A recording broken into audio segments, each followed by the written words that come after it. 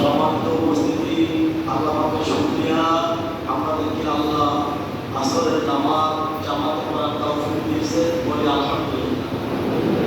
আল্লাহর হুকুম পালন করতে পারা এটা আমাদের ব্যাপার, শুকরিয়ার ব্যাপার। আল্লাহ তৌফিক না দিলে ইবাদত করা যায় না, আল্লাহ তৌফিক না দিলে জিকির করা যায় না, আল্লাহ তৌফিক না দিলে আল্লাহ শুকরিয়া আদায় করা যায় না।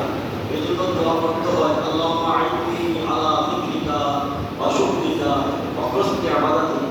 প্রিয় উপস্থিতি, আসরের নামাজ গুরুত্বপূর্ণ নামাজ, যে নামাজে আল্লাহ ফেরেশতারা সাক্ষী হয়। সুবহানাল্লাহ।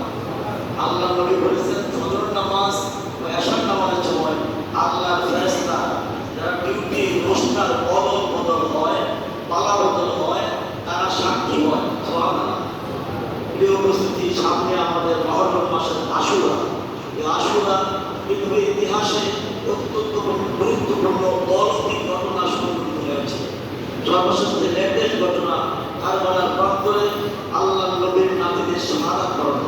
ইমাম হুসাইনের কারবালার ত্যাগ অন্যায়ের বিপক্ষে, ন্যায়ের পক্ষে, সত্যের পক্ষে, হকের পক্ষে যে আত্মত্যাগ, যে ত্যাগ পৃথিবীর কিয়ামত পর্যন্ত মানুষ স্মরণ করবে, স্মরণীয় করণীয় ঘটনা হবে। সে আশুরা শিক্ষাকে কাজে লাগে আমরা ন্যায়ের পক্ষে থাকবো, হকের পক্ষে থাকবো, সত্যের পক্ষে থাকবো।